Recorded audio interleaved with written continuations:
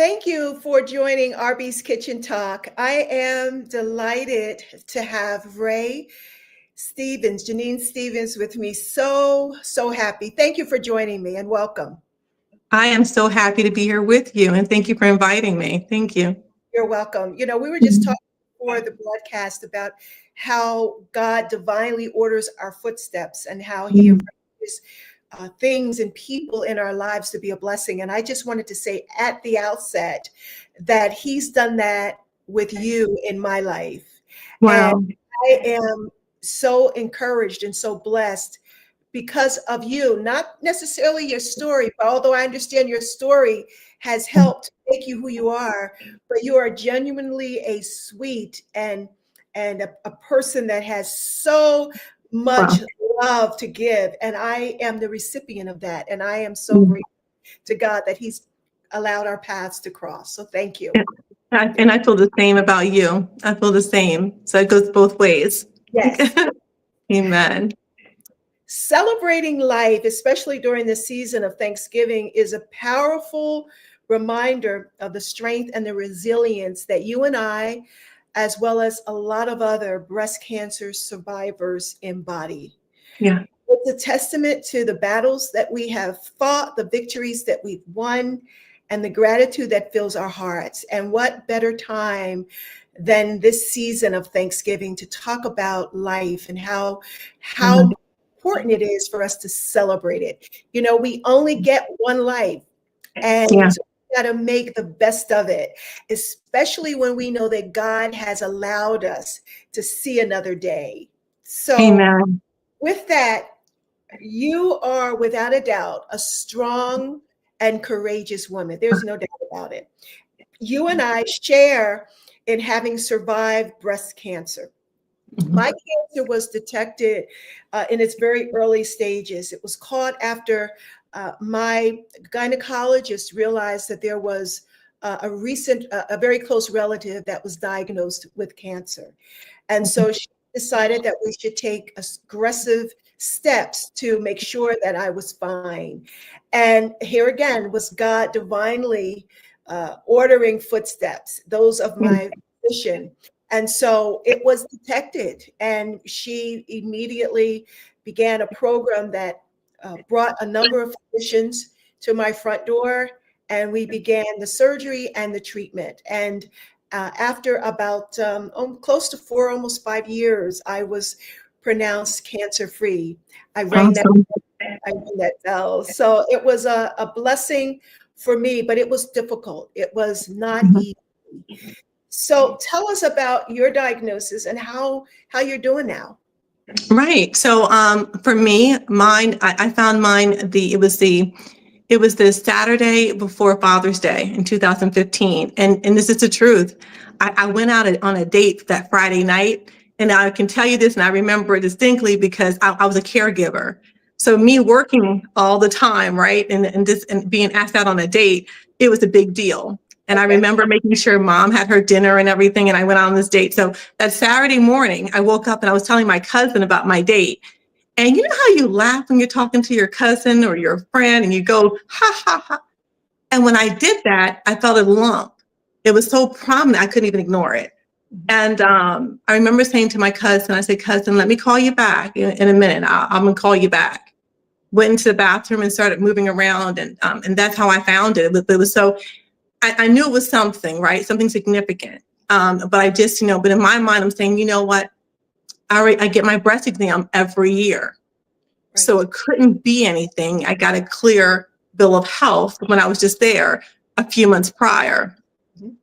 Fast forward, going to my appointment, they said the same thing. You have a clear, we're sure it's just a mass.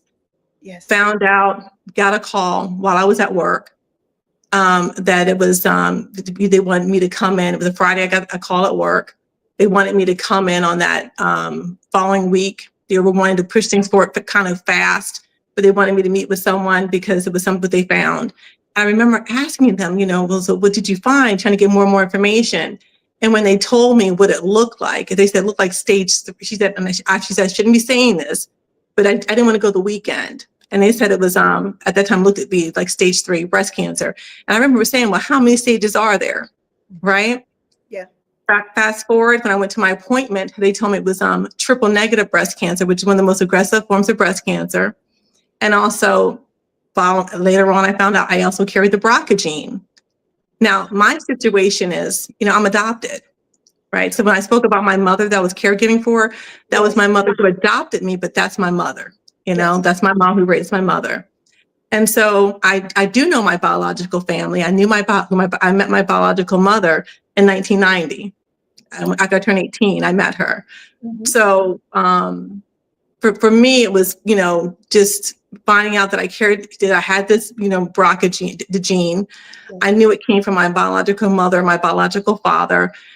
And what most people don't talk about, you get a diagnosis, but there's so much more that comes with a diagnosis. Relationships come into play too, because now you're dealing with different, information that might not have been made available to you, that is now made available to you by family. But it was just so much that was going on at the time.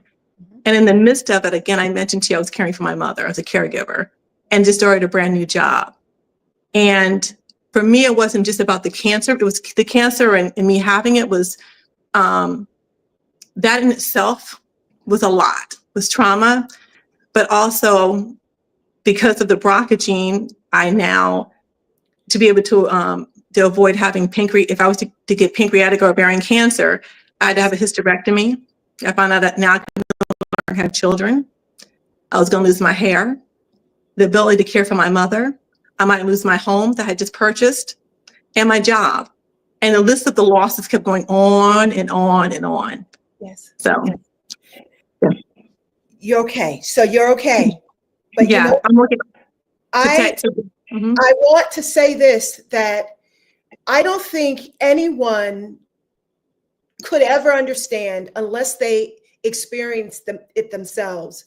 I remember having received the diagnosis. I remember I was at a conference in Atlantic City, and my gynecologist said, "Where are you?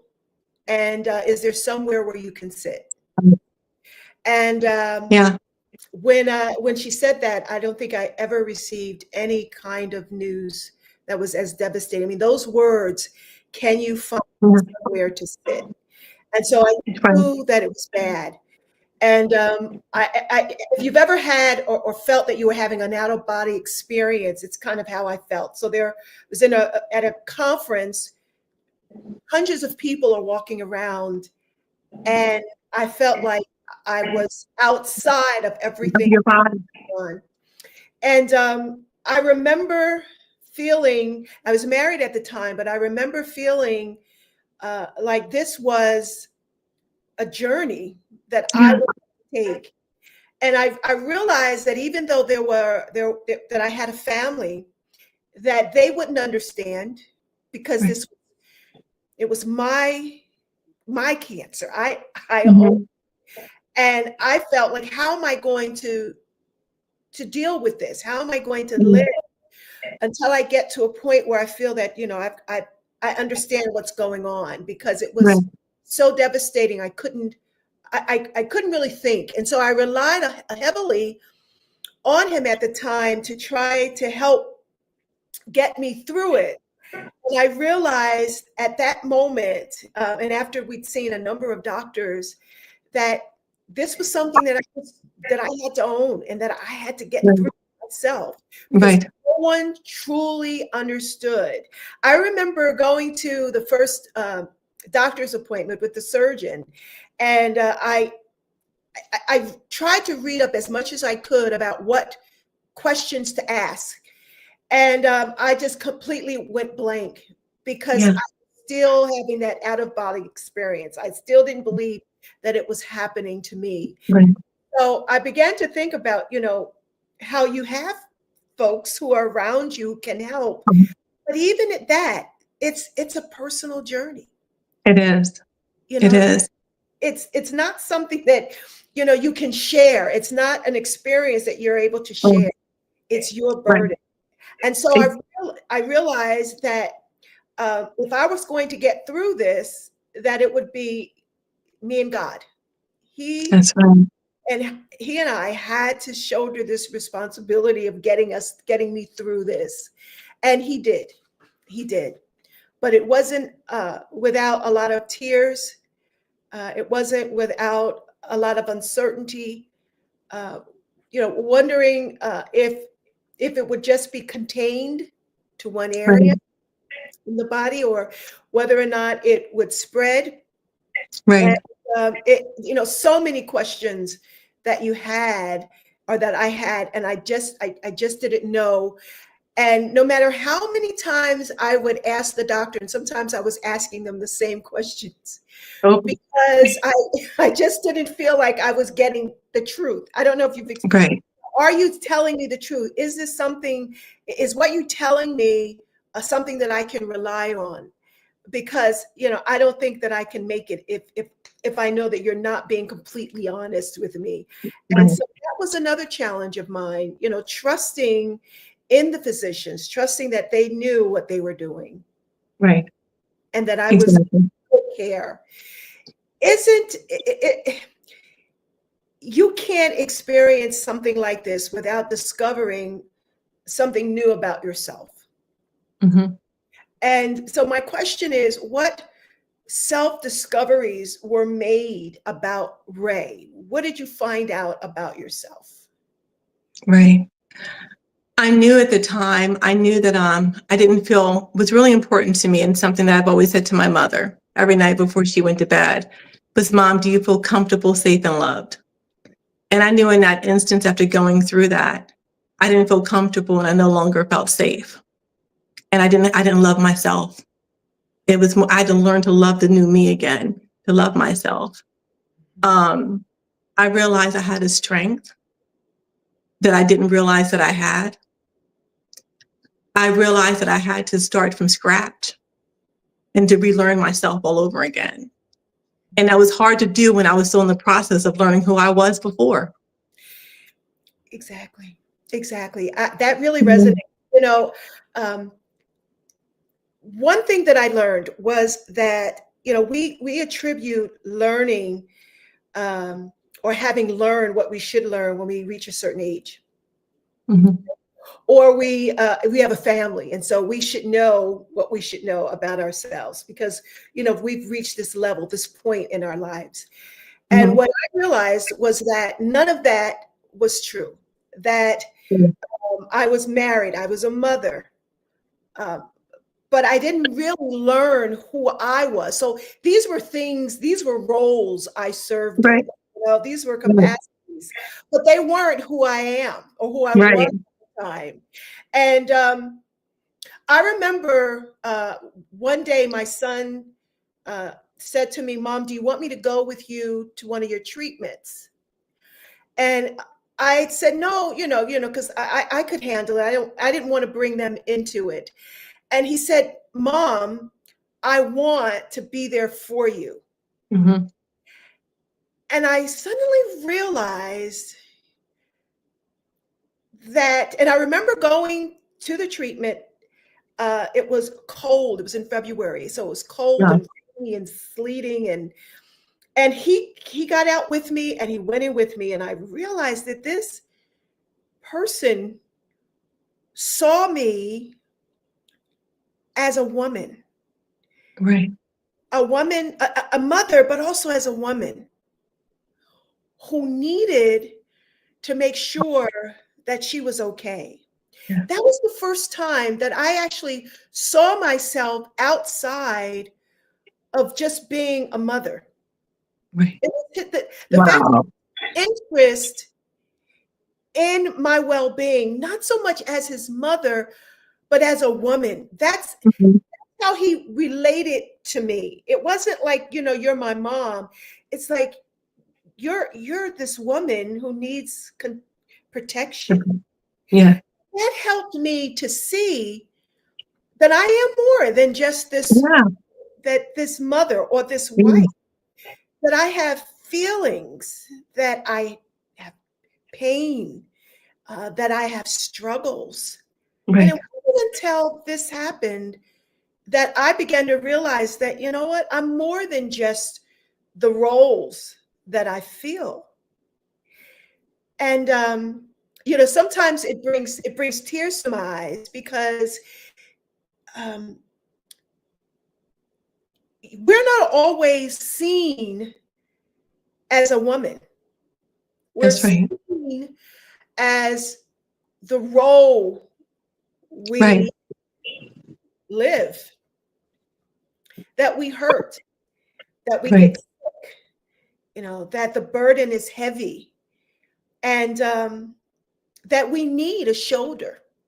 Yeah. So try on. And so that experience opened my eyes to the fact that I am a woman that has needs. And Right. at this moment, the need is to be cared for, to be loved, and to be Comfortable, safe, and love. Yeah. seen. Because sometimes we're not seen at all. Um, We're not. sometimes only for what you do. That's it. That's Only it. for what you do, but no one knows the cost of what it takes for you to show up. That's right. And after the treatment, I was determined that my life would be different because I wanted to be seen. I wanted to be seen for the woman that had just come through this experience, who had value and who deserved to be noticed. So Yeah. that was my process, and Mhm. it began there, and it has continued to grow, and has continued to grow me as a woman. Right. So I've read that having cancer helps you to see that you had two lives. Yeah. What does that mean? For me, so I wanted to go back a little bit for me to when I rung the bell, right? When I rung the bell, the day I came in, I remember coming in, I saw people were getting their chemo treatments, women and men. And when I was walking past, and it was my last time, and I was getting my chemo, and I remember afterwards, he kept reminding, "This is your last day. You're going to ring the bell. You're going to ring the bell." And I went up to ring the bell, and I rung the bell. And one of my closest friends, my sister Cindy, who took me to every chemo, every appointment, she said, "How do you feel?" And I remember looking at her, and I said, "I felt nothing." And I felt nothing because of all the trauma I had just been through. And it hadn't registered with me, because I knew how to fight, but I didn't know how to live. I didn't know how to live this new life now. And so for me, my second life, so you have for me, is when you're going through the person you are prior to any diagnosis, living freely, and now going through the trauma and going through all the losses, and now the what ifs. What if it comes back? What if I'm not able to take care of? What if I can't manage this? What if my memory, the chemo affected my memory, my eyesight changed, right? I'm about to put my glasses on in a moment or so. Everything had changed now. I can't have a family. I was a good girl. I was trying to save myself I was celibate for some years. I went to wait for my husband.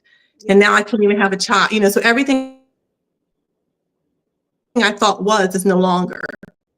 So that the new me was a new me I had to fight for. I had to fight for her, because what happened is I went through a depression. I did. And I remember I even thought, it's a story behind it, but I had sought out a coach, a person who was helping me through. And when I said to her one day in one of our sessions, I said, "And what if I die?" And she looked at me and said, "And what if you live? And what if you live?" And that's how everything, the pain to purpose began. Yes. And I began to create the person who is today, that wrote a book, that started a nonprofit, that wanted to help others. Yes. That because of God's grace and His mercy, gave me the ability to be able to help my mother, who I was caring for, who then was diagnosed with cancer, to help her to transition to glory. Do you know what I'm saying? So this is the me that I create every day, the me that when I got up this morning, to wake up, there was still some anxiety. Every day is anxiety. If you move the wrong way, if you feel the wrong thing, if you think about certain things, I went through instant menopause, so my body changed. You age faster. You're not the same person. Thought I was cute. You know what I mean? So, trying to feel loved and feel seen, to feel as a woman again, right? Yes. So every day, no one knows your cost. But again, this is the new me. This is the new me today, but it's the me that I fight for every day. It doesn't come easy for me to show up, right? But this is the me, the second me. What would you tell someone who was just diagnosed? What would you tell them about living, about the fight? I would tell them, I use the analogy of, those Sour Patch candies that you Yes, eat, the Sour Patch. And I saw this online, and it's so true. You know, you first take a bite of it, yes, take a little bite, it's sour. yes. And then if you take the next bite, it's sweet. Mm-hmm. The more you keep going, the more you trust, the more you seek God, the more you increase your faith, the more you continue to fight for your life, fight for you every day, the better it gets, the better it gets. And while you're here, you have purpose to be able to keep on going, to be able to, it's not about, I always say it's about me. And for me, it's really not about me. It's about God and giving him the glory. Yes. Because I know that every day that I wake up with breath in my body, there's something he has for me to do. That's I right. always got stuck on sometimes reaching the masses and reaching, if I can do this and I can reach this amount of people we talked about, right?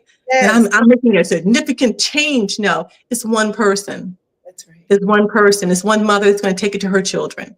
Yeah. There's one person that's going to take it to their sister friend who might be diagnosed. Mm-hmm. There's one person who's caring for someone that needs a word from, whatever it is. I know that God has to. I tell everyone, just take it one day at a time. Don't compare yourself to anyone else. Your journey is your journey. And as you notice, even when you were speaking, I not once said to you, do I know how you feel? Because I don't know how you feel. That's right. I can relate, but I don't know your cost. Your cost is different than my cost. But I do know this, while we're here, there's work to be done. That's right. And it's Is a it, prayer to keep going. yes. Mm-hmm. Isn't it interesting how God uses these traumatic experiences to create purpose? I mean, sometimes you're living and you think you're in purpose, you're walking in purpose, you're Yeah. doing what you were called to do, right? Mm-hmm. And it's not until something like this happens that you suddenly shift, your life Yeah. shifts and takes on a completely different meaning. And I'm sure that, we would say, God, couldn't you have done it in a different way? Couldn't you have created this purpose for me in a different way?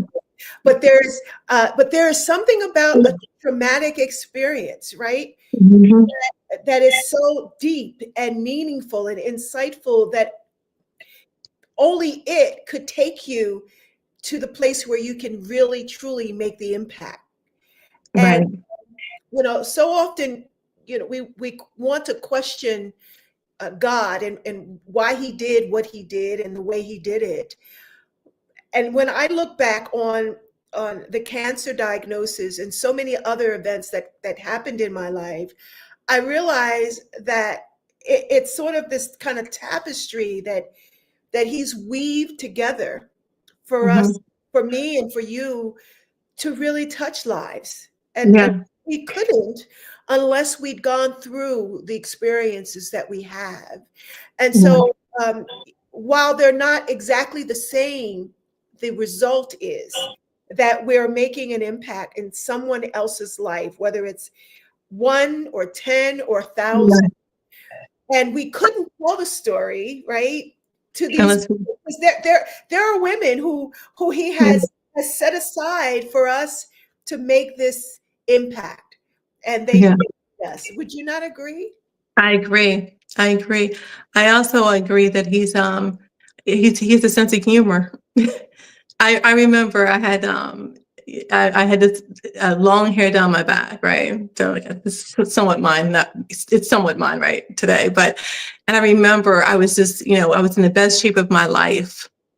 I was feeling good about myself, feeling I felt good. You know how when things in your life are going good, you feel good. Everything was going so smooth. And I remember watching something on TV. It was a program. It was on OWN. And one of the ladies, it was a series that came out about these women. And one of the women on the show had gotten cancer. And I remember saying to myself, God, I can take a lot, but please don't ever let me have a diagnosis of cancer. And sure enough, 2 months later, I got diagnosed with cancer. But you do know what I'm saying? But, you know, we think, and to me, that was a life-ending thing for me. Like, that's something I could not go through, going through chemo, and I couldn't do it. Something I couldn't do. But he has a way of showing you what you can do and what you can do for his glory, right? And so that's where, at the beginning and the end of the day, and especially since it's Thanksgiving season, I really, even through everything, through it all, through loss of my body, and I didn't say this, but my biological mother, a year and a half after I was diagnosed, she was diagnosed and she passed away. Then I had to bury my mom that raised me. And I can talk about friends of mine that passed away who I just honored at a recent event. But, you know, through it all, I give God all the glory, because I know all things work together for good, right? That's right. And I know that the reason why I had to go through and experience the things that I have is for me to be able to, this the work he's doing in me and in my life, and also through me to others, right? So he's a faithful God. He's a great God. And through it all, I'm thankful. I'm thankful. I'm thankful for my life and everything that he has for me. And I know that it's not about me. It's not about me. That's right. Yeah. We could get so wrapped up in it being about us, you know. Yeah. And you're absolutely right. It really isn't. So I want to share a couple of words with you. And I want your response. Okay. I'm gonna put my glasses on for this one. Okay.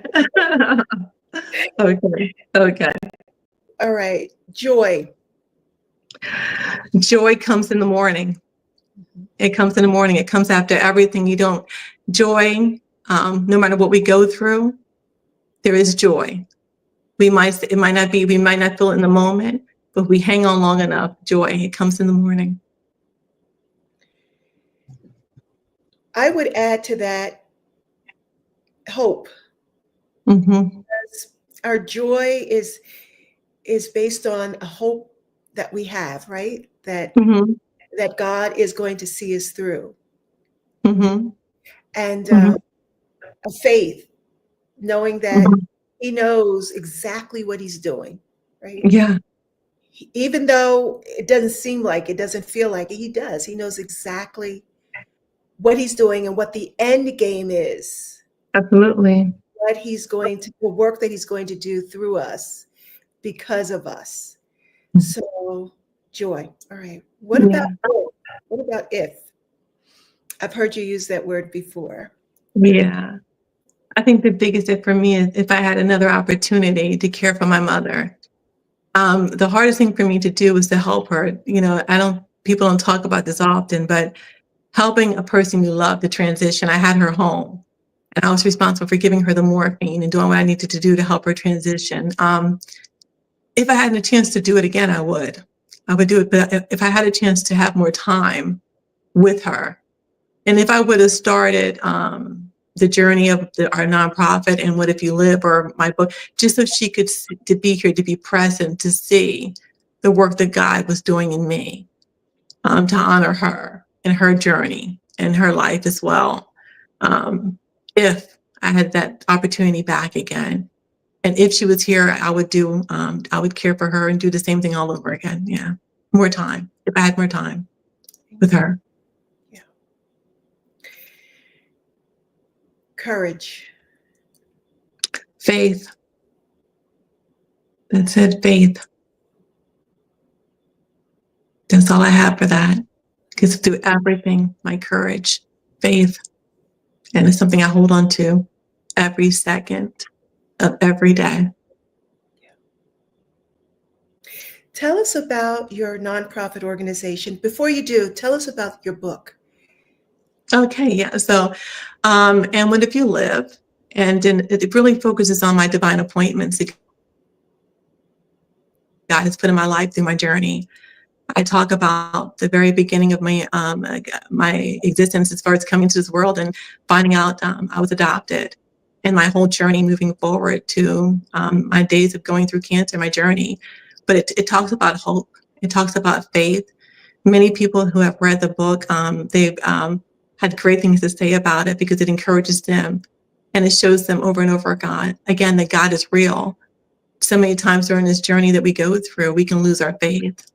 And sometimes this book reminds you of just how prevalent God is in our lives, not just mine, but all of our lives, and how you can seek him.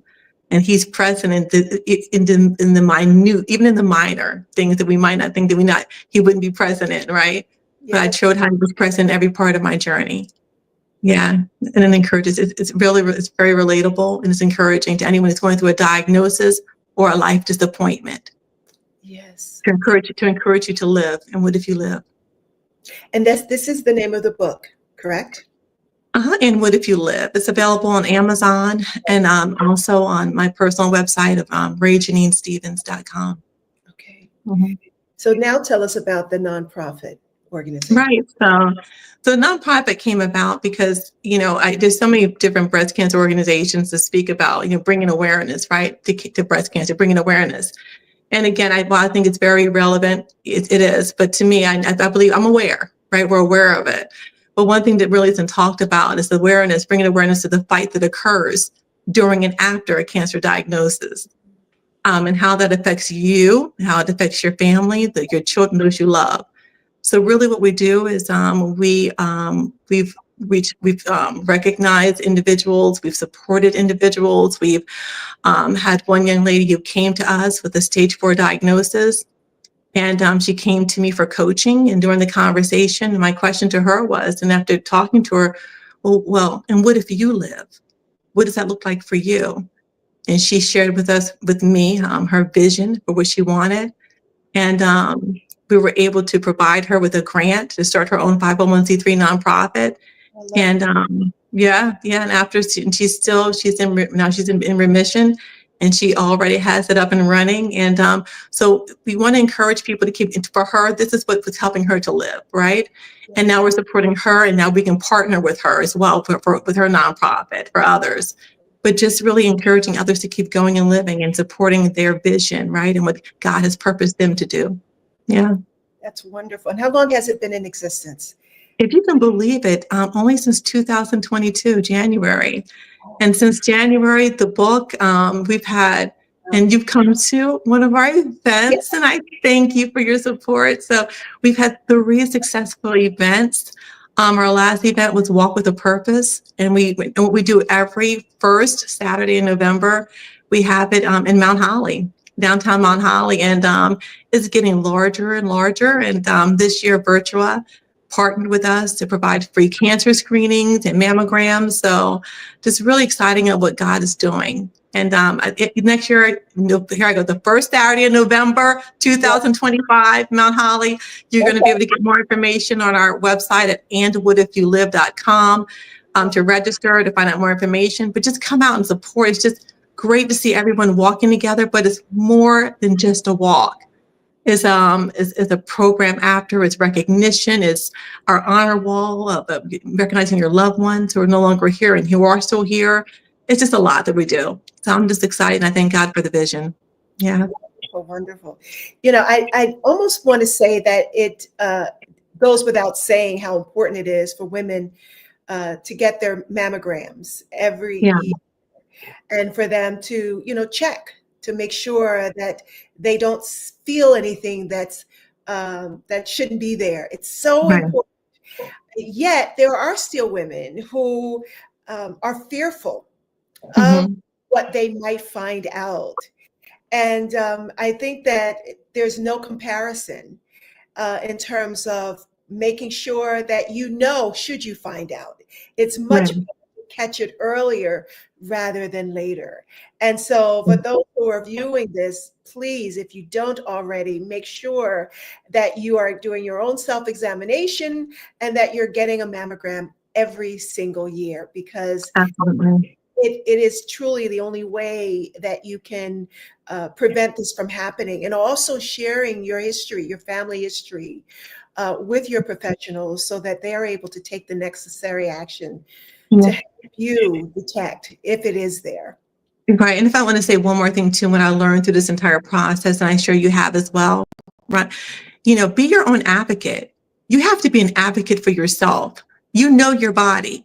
You know when something isn't right. We get so caught up in our day-to-day hustle and bustle of everything that we do, caring for everyone else, loving on everyone else, even our fur babies, right? Yeah. But you have to also, love on you.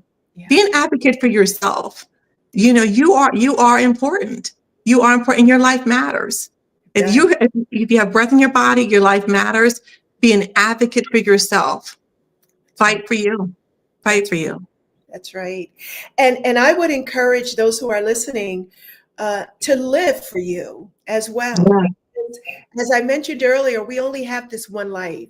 And sometimes we feel that we can wait before living, before doing the things that we desire most, for fulfilling the passion and the desires that we have, creating the business plan or starting the nonprofit organization. We think we have so much time. But today is the day that we should begin to live for ourselves and do the things that make us happy. And sometimes we are the only ones who see us. So make sure that when you see yourself, that you're loving on yourself and you're living and doing the things that make you happy, creating an environment that brings you peace. That is so important, particularly for women. And as you've said, sometimes we neglect ourselves, but today is the day to live and to celebrate life and to be thankful for all that God has blessed us with. And you know what? Sometimes it's not exactly what we want. Yeah. As women, we learn to make the best, right, of what we have. And so if this Thanksgiving season teaches us anything, it's to be grateful for the life that we have, for the things that we have, and for those in our lives. So right, that's right. That's right. Even in those who are no longer, sometimes I think this is a hard season for many people with grief, and I know that's a whole nother topic you can touch on, right? You can touch on, but with, dealing with grief and those who we have lost to a diagnosis or an illness or what have you. So just be, just be mindful of where you are there as well. Acknowledge your feelings, acknowledge how you feel, but just know that, don't let that stop you also from moving forward with your own purpose that God has put in you. It just, if anything, help that to propel you, right? To walk in your purpose, in your purpose. And you maybe think about the fact that sometimes we forget that a friend or an associate has lost someone important, and we're not as sensitive as we could be because we forget, or we're just not conscious of it. But you're right. This time season between now and the end of the year where many people are coming. And so we should make sure that we're being as sensitive as we can be for those who may not be able to experience this season as we do or as we would like them to experience, because everyone carries grief, experiences grief in different ways. So we should also be very sensitive of that. And so one of the best things you can do other than praying for someone is listening. Sometimes we feel we always have to give a response to someone when they're going through, or I understand, no, we don't. Just listen. One of the best effective ways of communication is just listening to someone. That's beautiful. Yeah. Thank you so much. Are there any other remarks you'd like to make before we close this program? No, I just want to say that I'm thankful to God to be in a place that I am today. As I said, every day it's not easy, right? But just to be in a place, I am just in a place of gratitude. Yes. I'm thankful because He's the same God today, tomorrow, forever. And I know He loves me. And as I know He loves me, I know He loves you. I know He loves everybody who's listening on this onto this interview today. And just whenever you're in doubt, sometimes you may not be able to pick up the phone and call your girlfriend or call your mama or your dad or whomever that case may be. But one who you can always call on is Him. He's Him. He's been the same God to me through a diagnosis and through remission. The same God. So thank you for having me today. Thank you for joining me so much. We'll talk real soon. And thank you all for watching RB's Kitchen Talk, where the heart touches the soul. Have a wonderful Amen. Thanksgiving. Have a wonderful Thanksgiving, Ray, and we'll talk. You as well. You as well. God bless. God bless. Bye-bye.